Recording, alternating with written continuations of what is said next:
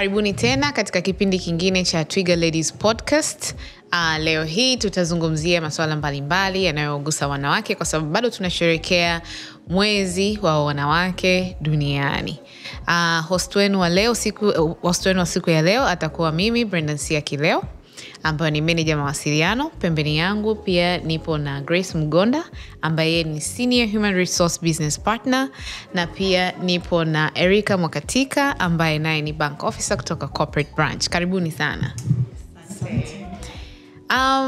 Siku ya leo tunataka kujua mambo mengi na wageni wangu watashare vitu mbalimbali. Leo tutaangalia kwa upande wa simulizi ya maisha kwa wanawake katika ukuaji. Tunaongelea vizazi mbalimbali tulivyokuwa katika kwa upande wa career growth, lakini pia kwa upande wa ukuaji binafsi ama tunaita personal growth. Kwako Grace, hivi leo hii katika umri huu, kwa sababu najua wewe ni mmoja wa watu ambao umekuwa mentor kwa watu wengi, na wewe kama human resource unapokea vipaji tofauti tofauti kwa muda tofauti tofauti, kwa hiyo umeona mambo mengi. But wewe mwenyewe, if another dada Grace could come ambaye ana miaka 20 leo hii, ungemwambia nini? Well, asante Brenda Nsia. Miaka 20 iliyopita labda ningekuwa na miaka 20. Ningejiambia ni invest pia kwenye kazi za mikono. Vyuoni yes tunafundishwa, lakini kufanya vitu kupitia mikono zaidi. Learn a technical skill. Hiyo ningejiambia mimi mapema sana. Okay. Yes. Na unadhani kwa nini ulichelewa kulitambua hilo kipindi hicho? Well, unajua ukishamaliza form 6 unawaza tu chuo. Sasa hivi wanawaza jeshini pia. Ndio. Wakati ule ilikuwa straight unaenda chuo, and mimi nilikuwa na plan tu chuo gani naenda.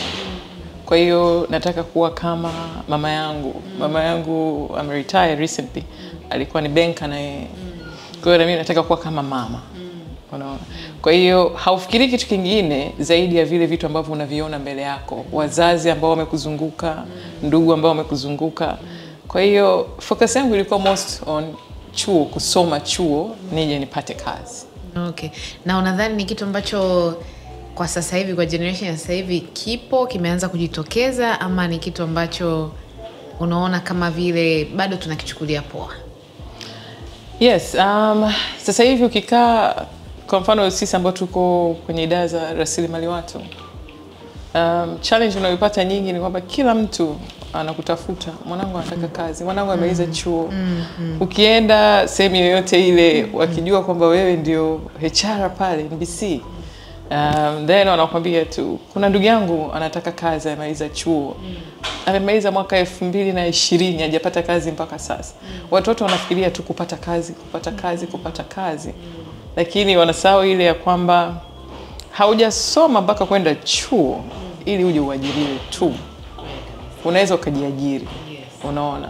Na bahati mbaya mfumo wetu wa vyuoni ulikuwa ni kusoma tu, haufundishwi any technical skills za jinsi ya kufanya, kwamba ukikosa kazi itakuwaje. Sasa hivi naona kuna watu wameamka, wanaanza kuwafundisha watu kwamba kuna zaidi ya kutokuajiriwa, unaweza ukajiajiri mwenyewe. Yes. Na naona sasa hivi kuna mwamko wa serikali, kama juzi waziri mkuu amesema kila mtu aende VETA. Pamoja na kwamba una degree yako basi uende VETA. Bwana kumbuka hizo boom likitoka VETA utaenda. Yes. Nashukuru sana Dada Grace, kwa kweli umetukumbusha jambo kubwa kwamba sio vyeti tu, vyeti ni muhimu, lakini pia jifunze kazi ya mikono. Na tutarudi kwa Dada Grace atuambie kwamba anatushauri vipi kwa generation iliyopo sasa hivi ambao wanataka kuingia makazini, ambao wako makazini lakini bado ni youngsters, wanaweza wakanavigate vipi, kwa sababu inawezekana bado kwenye vichwa vyetu inaonekana kama challenge, kwa sababu bado tuna yale mawaidha ya kwamba ukimaliza form 6 uende chuo utafute kazi. So kwako Erika, Unadhani ni ushauri gani ambao ulishai kupata ambao wewe unauona sasa umekuwa outdated, either kwenye upande wako wa kazi au upande wako wa maisha binafsi? Asante Brenda. Ya kwa upande wangu mimi ni sio ushauri in such, lakini kuna ile misemo na tunasema tamaduni ambazo zilikuwepo. Kwa tunavyozidi kukua tunazisikia na tunaziona. Kuna ile tamaduni unaona kwamba uongozi au tunasema position kubwa za kwenye career ziko kwa ajili ya wanaume. Na hata darasani tulikuwa tunaona wanawake tulikuwa sio kivile, tuangalie kivile. Ukionekana wewe ni mwanamke, you're bright kuanzia from the madarasa ya chini, ni bahati sana ukichukuliwa. Lakini tumezidi kukua hapa katikati, hiyo kitu tunaona kama haipo tena. Siku hizi ukionekana wewe ni kipanga kuanzia chini, ukipanga wako utakufanya ufike mbali. Lakini kama ukiukazania. Yes, kabisa. Naona na tuna rais wa kike. Tuna rais mwanamke na kila wakati anatuambia kwamba hakuna ubongo ambao umetengenezwa maalum wa kiume na maalum wa kike. Kwa hiyo wote tuna akili za kupambana na tunaweza. So asanteni sana. Hiyo ilikuwa ni kama icebreaker tu. Sasa tuingie tu kwenye discussion yetu na moja kwa moja nitaenda kwa dada Grace. Dada Grace amegusia Erika kidogo kwamba kwenye mazingira yetu ama kwenye tamaduni zetu kuna hili swala la kuonekana kwamba mwanamke anatakiwa kufika level fulani. Yani sio anatakiwa, lakini wengi tunaishia katika level fulani ambayo inakuwa kama mid level hivi kwenye career au kwenye ukuaji wa kazi. Wachache wetu wanaweza kupambana na kufikia level za Mama Samia kwa sababu ya tamaduni zetu ziko zaidi kwenye mfumo dume, tunaweza kusema. Na inafika mahali mwanamke anakuwa either amezidiwa na majukumu au anaona kwamba hii nikienda nitaweza kulega sehemu fulani au vipi. Labda kwa experience yako, kwa sababu wewe tayari uko katika position ya juu, utuambie ni tactics gani katika kunavigate, katika kubalance na maisha ya career pamoja na binafsi, lakini pia kwenye hizi society expectations kuweza kuachieve ile career growth ama ile ambayo mtu ana desire kuwa nayo. Okay, asante Brenda. So rocket science. To me it's more of kwanza jitambue, jikubali. Lakini hapo lazima uwe unajifunza kila siku. Jiruhusu kufanya makosa, lakini usiogope kuomba msamaha pale unapokosa au unapokosea. Na kama hujui, omba mtu anayejua zaidi yako kufundisha. Lakini mimi nasemaga siku zote, nikiletewa mtu ambaye ana ujuzi na attitude yake haiko vizuri, then mimi bora nimtafute mtu mwenye attitude nzuri. Kwa hiyo na challenge inakuja hapo, naona kabisa sasa hivi wanawake wanajitahidi sana na wanajitoa sana, lakini kitu ambacho kinawabiti wanawake wengi ni kwenye attitude, lakini meaning kwamba attitude kazini wanakuwa wanazileta, especially wapya wanaoajiriwa, wanaleta zile za chuo, jinsi walikuwa wanaishi chuoni. Ukija kwenye ofisi Queen Bee, inabidi ubadilike kidogo.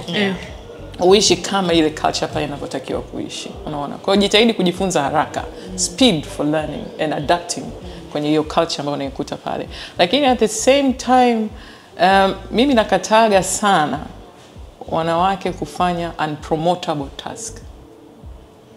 Okay. Yani wanawake, najaribu kutafuta kwa lugha ya Kiswahili nzuri utanisamehe, lakini wanawake wengi wanapendelea kufanya unpromotable task. Kwa mfano, project inakuja, who will be a volunteer? Wanaume watatoka, hata kama wajui watatoka, sio? Lakini wanawake utakuta kwamba okay, me I'll just be taking minutes. Au mtu anakuambia yani kwamba okay, mimi nitaandika tu hii report lakini wanaofanya wengi wanakuwa wanaume uko mbele, wanabaki nyuma. Na wanaume wanashirikiana. Kazi ndogo ndogo. Wanafanya kazi ndogo ndogo ambazo haziwaonyeshi, haziwatangazi. Lakini katika vitu ambavyo mimi wanavichukia zaidi ni kwamba subiri tu kazi yako itajionyesha. Mimi nakataaga. Speak up. Yaani jitangaze. Umeelewa? Jitangaze, elezea. Hata kwa mfumo, hata kama uko kwenye environment ambayo haikuruhusu kujitangaza, unaona kwamba unaikuwa blockages. Andika hata email ya kwamba well I did this and that and that. Yaani elezea. Not everybody will know. Umeelewa? Kwa hiyo usipojitangaza wewe mwenyewe, hamna mtu atakaye kutangaza.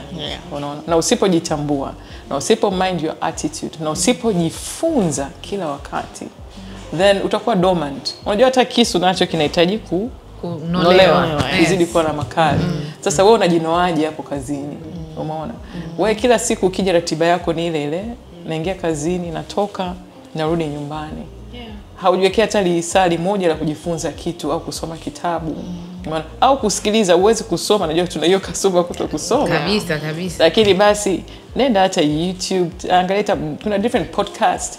Angalia, sikiliza kwenye field yako au ile field unayotaka kuendea. Kabisa. Na umeongea kitu kikubwa ambacho wengi wetu wako guilty, hata saa nyingine hata mimi nitakubali, kwa sababu pale tunapoogopa kuona kwamba hii task siwezi, pia tunajizibia riski za kujifunza. Kwa sababu unapo take on ile challenge, ukipambana nayo ndo utakapojifunza. Na hata ukifeli bado kuna kitu utakuwa umejifunza katika hiyo failure. Kwa hiyo nashukuru sana Grace, umetuamsha kidogo. Sasa Erica, Grace kaongelea uthubutu, kujituma, your attitude, na ile kwamba usibaki nyuma, jiamini, jielewe, nenda. Kwa sasa hivi as a young career person, unadhani ni changamoto gani hasa ambazo unakutana nazo au umekutana nazo katika kukua, na unaona what is the path through to go for kwa ajili ya ndoto zako, kuachieve ndoto zako? Tukisema kwanza nilipoanza na ninapozidi kwenda, changamoto hazikuwa nyingi sana. Kama Grace anavyosema, sikupata changamoto in such, ni katika kwanza kwenye entry level, niliingia kama inavyotakikana, kwa bidii zangu nikaonekana. Na ulifanya bidii gani? Ulikuwa kama intern, ulikuwa nilianza kama lead generator. Kwa wale ambao wako NBC wanaelewa. Lead generator wale batches za kwanza kabisa. Maana ya lead generator ni kwamba ni wewe ambao unatoka hapo nje, sura ya benki ya kwanza, na wewe ndio utakuwa ni mtu wa kwanza kuingiza wateja ndani ya benki. Kwamba wewe ndio tunasema marketing person wa kwanza. Ukienda nje ukawasilisha zile products za benki, wateja wakakubali, uka on board. So mimi ndio nasema ndio wale intake ya kwanza, tunaingiza wateja alafu stream inaendelea. Kwa nilianzia pale kwenye ushawishi. At first ilikuwa ni ngumu kukua zaidi because kwa kipindi kile kwa lazima ili ukue kiachana kama una perform vizuri, unatakiwa usubiri mpaka kazi zitangazwe nje by then. Lakini Mungu si athmani, zikatangazwa nje, lakini pia tukapata opportunity ya kuomba tukiwa huku. Kwa hiyo tunashukuru kweli benki, na hapo ndipo bidii zangu zikazidi kuonekana, kwa sababu bado ulikuwa unafanya vizuri lakini bado ulikuwa una restriction. Kwa hiyo sasa nikasema ilikuwa ni kazi kubwa sana. Kwa hiyo push through. Na ni taratibu ambazo zipo kwenye taasisi nyingi. Yes. Kwa hiyo si kama ukiwa tu ni una qualify na ukiwa na bidii nzuri, obviously utapanda. From there, alivyosema dada Grace, you should learn how to navigate katika kila sehemu ambayo unaenda kufanya na kazi. Nika-adjust vizuri, opportunity ilipo present tena, nikazidi kukua. So let's say kwa mimi, kwa level nilokuwa na level nataka kwenda, sababu na aspire kufika mbali zaidi. It is to look out for every opportunity ambayo ipo, at the same time kwa hapa nilipo kufanya juu chini, kutia bidii kama anavyosema dada Grace. Suka kusubiri, jitangaze, jionyeshe kabisa. Kwa hiyo sina changamoto kubwa sana, ni mimi tu mwenyewe kutia jitihada na kufanya inavyohitajika kufanya ili nifike mbali. Sawa. Katika changamoto kubwa ambayo mara nyingi imekuwa ikiongelewa sana ni work life balance. Ambayo kwa wanawake imekuwa ni kama kilio. Of course kama mwanamke anakuwa kuna expectations za society kwamba lazima awe nurturing, kila kitu mama wote hapa tukiambiwa hapa mtu wa kwanza kufikiria haraka ni mama. Lakini pia tuna wanawake ambao wamefika mbali na bado ni mama, bado ni mke, bado ni mwanajumuiya kwenye jamii yake, bado ni mzee wa kanisa, ana majukumu 200 kidogo lakini anayaweza. Grace, how do you advise kwa mfano young mothers ama young girls ambao wana aspire kuwa wamama wake lakini pia career women at the same time, either kama ulivyosema atafanya kazi hizo za handmade, anakuwa anafanya biashara yake binafsi au anakuwa ameajiriwa, una advise nini? Au kulingana na hapo ulipo kama manager wa rasilimali watu, unajua umeaona na kujifunza vitu vingi, what is the best advice that you could give? Well, unajua bahati nzuri women can multitask. Women are good multitaskers. So yes, huwezi kuavoid kuitwa mama, whether umezaa umeadopt. Jamii na kuangalia familia, sehemu za kazi. So ushauri wangu ni kwamba kwanza jijue wewe ni nani. Umeona? Huwezi ukategemea kwamba kama unahitaji kuwa mama ukasubiri ukapewe furaha sehemu nyingine. Jitambue wewe what makes you happy, jitambue your strength, jifanyie a bit of SWOT analysis. Yeah, you know, jifanyie kwanza wewe kujua uko vizuri kwenye nini, uko vibaya kwenye nini. Umeona? Opportunities ziko wapi?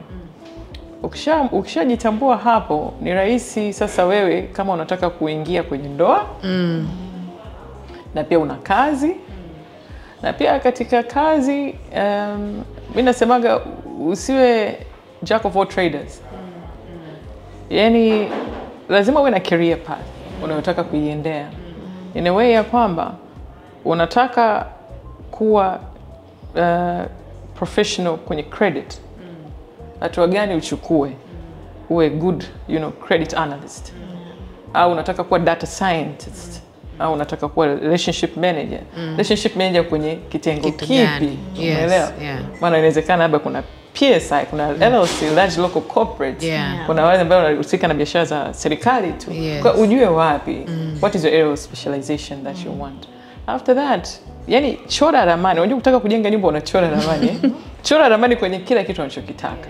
Kwenye ndoa chora ramani, unataka ndoa yako iweje? Umeona? Kwenye kazi chora ramani, unataka iweje?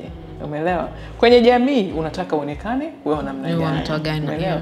Na hata kama ni wewe kwenda msikitini au kanisani, basi una pray role gani pale unapoenda kuabudu. Unaona? Kwa hiyo lazima kwanza ujitambue na ujifanyie analysis. Kwa hiyo hicho ndio kitu pekee ambacho naweza nika-advise wabinti wengi ambao wanaingia kazini, wanaingia katika ndoa au chochote kile ambacho wanakiaspire.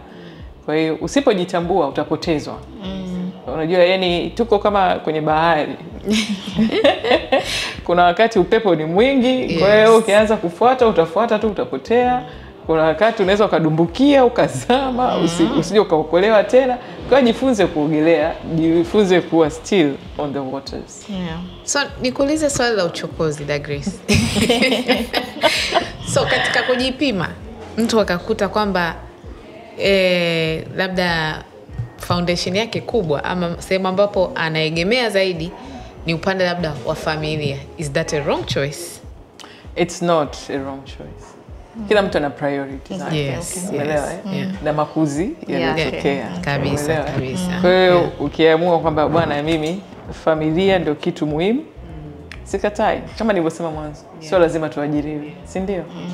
Familia yes, lakini kama mwanamke kitu pekee ambacho ninaweza nikashauri yoyote yule, hata wewe na position kubwa kiasi gani kazini au kwenye ndoa yako, mume wako wewe mzuri kiasi gani ana provide, tafadhali hakikisha una income yako binafsi unayoingiza. ya aina yote regardless. Ndio maana nabaki kwamba yule Grace wa miaka 20 iliyopita ningemshauri hebu nenda SIDO mapema. Umeelewa? Au nenda VETA mapema. kabisa. Zile likizo ambazo watoto wanasubiri ziwe za form 4, za form 6, invest on them kwenye technical skills, know-how, wajue kufanya vitu kwa mikono. Umeelewa? Itakusaidia uko mbeleni popote. Kabisa. Thank you so much, Grace. So, Erica, kumekuwa kuna stereotypes mbalimbali, especially kwenye upande wa career growth, ambapo unakuta kwenye jamii mwanamke na mwanaume tunakuwa defined tofauti. Mfano, katika mauzo unaweza ukawa na mteja ambaye yeye ana muda wa kukutana naye, labda kuna deal unaikimbiza muda mrefu, yeye mteja ana muda saa 1 usiku, ambapo ukienda kukutana naye mteja hapo deal mpaka mkae mmalize kuongea maybe saa 3 saa 4 usiku. Kwa mwanaume inakuwa rahisi kwa sababu jamii imeshakubali kwamba mwanaume anaweza kufanya vitu kama hivyo, lakini kwa mwanamke inakuwa inaleta sintofahamu kidogo, especially ukikuta kwamba mteja wako ni wa jinsia tofauti na wewe. Kwa mtu anaweza kusema Erica, kwa nini akae nje mpaka saa hizi, ni mke wa mtu, ni mama, kwa nini? Kwa hiyo wewe una navigate vipi hizi stereotype? Maana saa nyingine unakuta wanawake tunakimbia opportunities kwa sababu ya stereotypes za jamii, kwamba nitaonekanaje, watanielewaje, hivyo. Kwa hiyo wewe hebu tuelezee umeweza kuzinavigate vipi? Okay. Kwenye maisha nikirefaa kwa dada Grace hapo, kwenye maisha kwa mtu yote ambaye anajitambua na anajua anapoenda, unachora ramani yako, si ndio? Kwa kama ulichora ramani yako na kujua line yangu ya kazi iko hivi na nahitaji kufanya kazi labda mpaka muda fulani ya kazi. Whether the society stereotypes na nionaje, sometimes nikiwa mtu ambaye anajitambua, najiheshimu kama mama na mke, na pia najua matakwa ambayo labda my partner yapoje. Kwa hiyo what I do ikitokea issue kama hiyo, mostly kama mtu wa sales, una deal na wateja ambao kweli umesema mmechase muda mrefu, alafu ndo opportunity imejiraise at that moment. First I would communicate with my partner, kwa sababu naamini huyo ndio mtu ambaye close to me, na mtu ambaye his consent ama his perspective of me matters overall watu wengine wote. Na kwa mtu ambaye ananijua mimi kama partner wangu, anajua kazi yangu ikoje, obviously nategemea atanielewa na nitajua jinsi ya kuongea naye anielewe. If need me, kama atahitajika kwa karibu, sawa, well and good, then I'll make sure naenda kufanya kazi yangu kilichonipeleka pale, hopefully to close the deal which will be the target of it all, na maisha yanakuwa raha. Obviously katika maisha outside noises should not block your way to success. Na mimi naamini siku hizo watu wengi wanaelewa hicho kitu. Need be society, need be your friends. As long as you know where you're going, you respect yourself. Mambo yanaenda. So inakuwaje pale ambapo partner naye anakuwa haelewi? Sijui kama ushakutana na situation kama hiyo ambayo partner naye anakuwa haelewi. Mimi nashukuru Mungu sijakutana na hiyo scenario, lakini kwenye maisha sijui ni kumomba Mungu tu, lakini jitahidi sana kujua jinsi ya kuongea na mwenza wako. Kama unamjua vizuri mwenza wako, lazima utajua how to navigate in every way, ili maisha yako kama ni ya kazini ama ni ya wapi ya rahisi. Kwa sababu wote tunatafuta. Unless hata akisema labda ndo anakusema na kuprovide kila kitu, lazima kuna namna, there's a moment tunahitaji kufanya kitu ambao lazima utafute namna umueleweshe ile. Ukishamjua mtu wako, sitaka maisha yatakuwa magumu. Na stereotypes ziko nyingi, maana kuna wengine ambao partners wao hawaamini katika kufanya kazi, kama dada Grace alivyosema, kuna ambaye anataka provide 100%, kwa hiyo haamini unaenda kazini kufanya nini.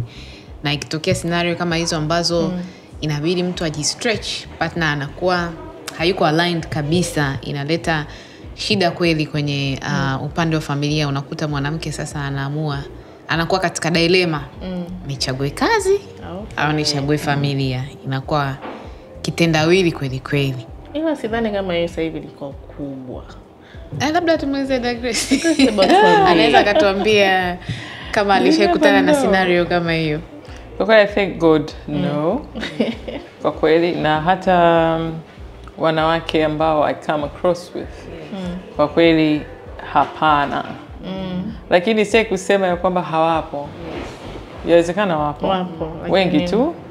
Lakini naona mpaka unafikia stage ya kusema huyu ni mwenzangu wa maisha, mmeshajuana kwamba unajua kwa hiyo unajua bwana huyu kuna hiki akipendi. Sasa lakini akifanyaje? Kwa unajua lazima uwe wise, as wise as a serpent. You know, the Bible says. Kwamba in a way ya kwamba unajua bwana mume wangu hapendi sana nilikuwa nachelewa. True. Sasa hii deal nimekutana nayo, tufanyeje?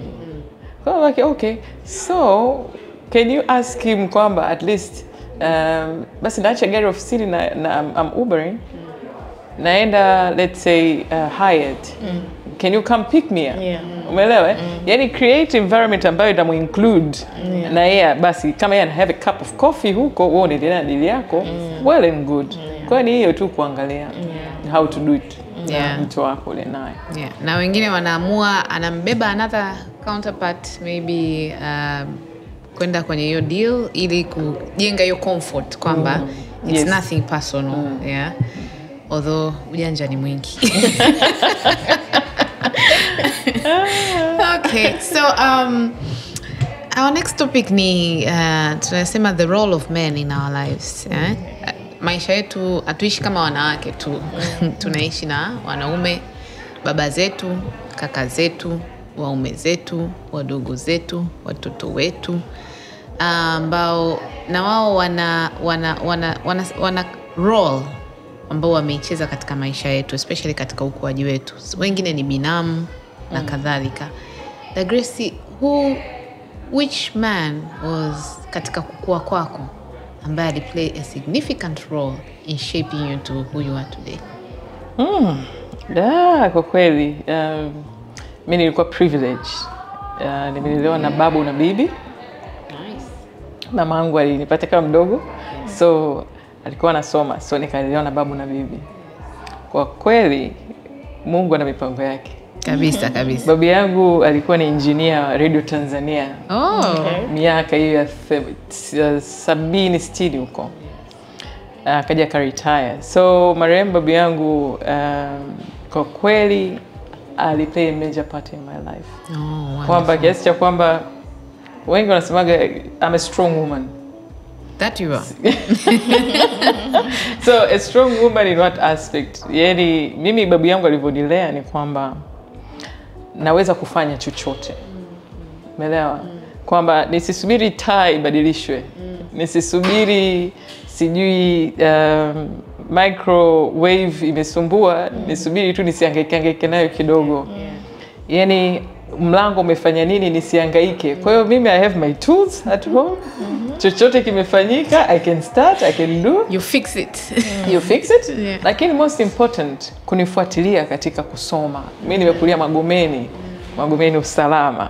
Sasa enzi hizo za Magomeni za miaka 80, 90, sio sasa hivi nzuri mnayoiona.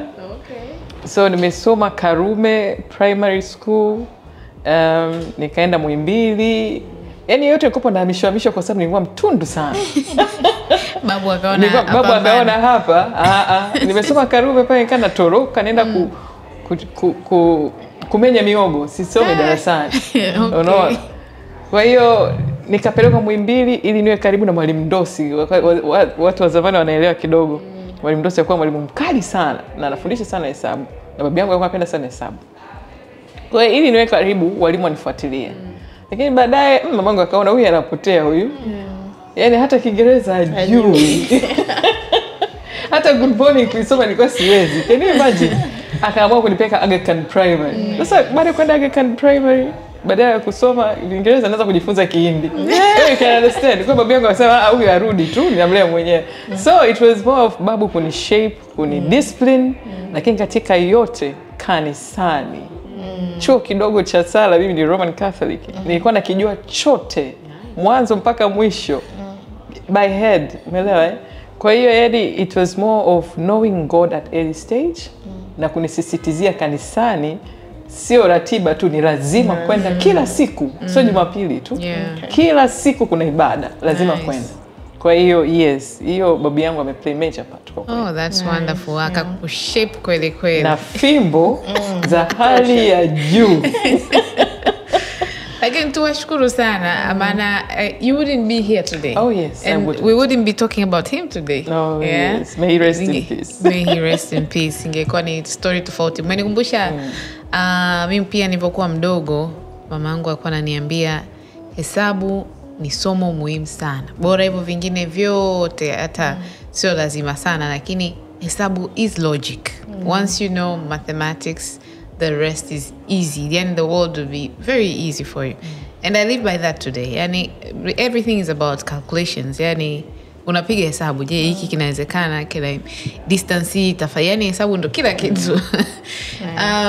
Yeah, so Erica, tuambie, who is your unforgettable man ambaye amekushape? Kweli. Mzee wangu. My dad ameplay a very big part kwenye mimi kuwa who I am today. Yani a very big part. Kiasi kwamba mpaka kwa wengi wanajua they would say, which is not a good thing, they would say your dad's favorite child. But I don't really like to take it that way. Ameplay a big part kwa sote, lakini kwa mimi mimi babangu kwanzia I was young na mimi nilikuwa mtundu. But I have 2 brothers, mimi nilikuwa mtundu inawe kwamba alinipeleka boarding nikiwa pre-unit. Na sio nchi by the way. Na hapo mwenyewe babangu kazi hana, lakini aliinvest kwenye mikono. So his skills zilimfanya awe mfanya biashara kuanzia mimi ya na miaka 2-3 back in those 90s. Kwa hiyo akanipeleka Nairobi nikiwa pre-unit. Yani that was I think the biggest fight wazazi wangu walikuwa nayo. Ndio mama tena kwa mtoto mdonjo huko nenda. But for me mimi sikuichukulia kama baba anipendi. I was actually excited like nenda shule, so just boarding kwamba eti na mimi nina trunk nimenunuliwa vitu. No knowing kwamba kule kazi naenda kwanza. So I went there. I didn't know Kiswahili by the way. Nimeenda shule sijui Kiswahili, lakini I think I was just so bold in a way kwamba it's not only 2 words. Yes, no. Nilifika mahala they understood sijui Kiingereza, nilikutana na mtu akaniuliza what is your name, nikasema yes. What is your name? No. Then I was comfortable. Naendelea on my way. And umefika pale nitokea uende pre-unit, mimi nikaenda straight class 3 na mtafuta kakaangu alipo. Comfortable. Unitoi. Kwa hiyo kuna walimu ambao they saw the boldness in me, ndo wakaniita kanielewesha vizuri in Kiswahili. Ndo nikawaambia sasa my story. And very comfortable. I don't care mnanielewa, mnielewi. So kidogo pia ilinisaidia. And from then alinipaga tu kitu kimoja, failure is no option. Hapo sasa nishaanza kunyosha maelezo. Ananiambia failure is no option, and ukirudi nchi hawezi kurudi mtu wa kawaida. So kuna kitu ambacho alibuild in me kiasi kwamba he was always straightforward, kufuatilia matokeo yangu, akisimamia msingi ule, failure is no option. Kishuka kidogo tu viboko. Yani mimi number 2 was something ambayo nikijua nina number 2 naenda nyumbani nasema sasa hivi ili kizo itakuwa inakalika. Kwa kidogo alinishape na mimi kwamba from then mimi I was result oriented mpaka naenda chuo and all that. Yeah. Kwa kidogo ilinibuild. Na mpaka leo yani I'm married, I have a child, lakini he will always check upon me. How are you doing at work? Imagine ananiuliza hicho kitu. Kwa kama vile mimi mwajiri ananiuliza rating yake mwisho wa mwaka, una rating za nyumba. He's old lakini yuko pale. How are we doing? Yeah. Kwa kidogo babangu amenishape vizuri sana and I'm grateful. And I feel like I'm lucky to have a father like him back leo. That's very beautiful. Mimi nina story tofauti kidogo. So mimi nimekuzwa na wazazi ambao wako strict. Yeah, na masomo nini kila kitu lazima uzingatie. Kwa hiyo it's very straightforward, not to say much. But I actually remember most my uncle kwa sababu yeye alini-introduce into the world of loving thyself. Yani ile kwamba give yourself a breather. Yeah? Enjoy a little bit, lakini pia strive for excellence. And by that yani ile kunipa exposure. Mimi mara yangu ya kwanza kupanda mlima Kilimanjaro kwa mwaka 2009, and he's the one who pushed me into kuenda mlimani na nikafika paka summit. Yani nilikuwaga kibonge jamani. Mngejua nitakufa hapo juu, lakini I made it to the summit. And after that, I can introduce to so many other things. So alinionyesha kwamba life has a luxury on the other side, lakini to achieve that part, lazima work hard. But again, the finer things in life are not only for certain kind of people. It's achievable and everyone deserves them. Hilo ndo somo kubwa ambalo nilijifunza kutoka kwake. Yani somo la kurelax, kujipenda, yani nikiona labda kwa mfano kwenye upande wa chuo, nilikuwa naye katika kuchagua chuo ambacho ni the best na ni international. Lakini wazazi wangu of course walikuwa umeshafaulu, kwa hiyo wewe UD tunaenda UD sijui. But yeye alikuwa mstari wa mbele kusema no. Let's go na yeye apate exposure kidogo. Kama ana akili, kama yuko vizuri, kwa nini tusispend kidogo na yeye akapata exposure tofauti na vitu kama hivyo. So with that I learned, how to appreciate life on a different angle. Yeah. Kwa hiyo kwa kumalizia namalizia kwa swali zuri kabisa. Gracie, what is the one proud thing that you're proud of achieving as a woman? Well, ukiachana na watoto, familia. Kwa kweli wewe kama wewe. Mimi kama mimi, I'm proud of kwanza watu wengi wananijua kwamba mimi I love serving God. Lakini mimi I'm proud on starting learning, kwanza kwenda kujifunza kufanya vitu kwa mikono yangu, kwa sababu ni kitu ambacho kwa kinanisumbua sana, kwamba kuna maisha baada ya kazi. Kwa hiyo I'm proud pale nilipoamua kuchukua hatua na kuanza kujifunza kitu nje ya HR. Nice. Kwamba I learned about investments. Lakini pia I learned about kuanza biashara. Yes, I'm still learning. Lakini kuanza biashara ambayo sitegemei production inafanywa sehemu nyingine, nafanya mwenyewe. Nice. And I always speak of that. Ndio maana nasisitiza sana watu wajifunze pia kufanya vitu kwa mikono yao. Kwa sababu kuna retirement. Kuna God forbid, lakini unaweza kufukuzwa kazi. Kweli, umeona? Uka retrenched. Unaona? Kwa hiyo ukijifunza kitu kingine, a good scenario ni ya USAID imetokea out of nowhere. Yeah. Kwa hiyo kuna vitu vingine ambavyo huwezi kuvicontrol, vinaweza vikatokea na umeshazoea ku earn income. Umezoea gold kidogo, nywele ukachukua nzuri, pochi nzuri, umeelewa? Kwa hiyo ukijifunza kitu kingine cha kufanya. So I'm really proud pale nilipoamua kuchukua hatua na kwenda kujifunza na nikaanza kufanya. Sikusubiri kwamba nisubiri niwe na mamilioni ya pesa. Nilianza na vile mtaji ule mdogo, nikaanza kujifunza na kufanya. I'm really proud of that. Na nawafundisha wamama wengine jinsi ya kufanya, mabinti wengine jinsi ya kufanya. Kwa hiyo I'm glad ya kwamba nina make impact hiyo. Na hata watoto wangu sasa wanaona ile way ya kwamba mami ni HRNBC. Mami, you have money. Why are you doing this? Kwa hiyo pia unapata opportunity ya kuwafundisha ya kwamba no. Kuna zaidi ya kazi. You can do this. Yes. Na mara nyingi naambia, kwa sababu I have mtoto mkubwa, she's 22. Kwa hiyo mara nyingi namwambiaga, unamaliza chuo mwaka wake wa 4, unamaliza chuo. Naambiaga, Lulu, watch out. Sio lazima uende ukaajiriwe. Jifunze. Na yes, anajifunza. Very interesting. Na hiyo imekuwa ikiokoa watu wengi sana, kwa sababu unakuta mimi mwenyewe most of my schooling nimesomeshwa na biashara ya mchicha na kuku. So my mom naye pamoja na kuwa mwajiriwa alikuwa hakosi kufuga kuku, kupanda mchicha na kuuza.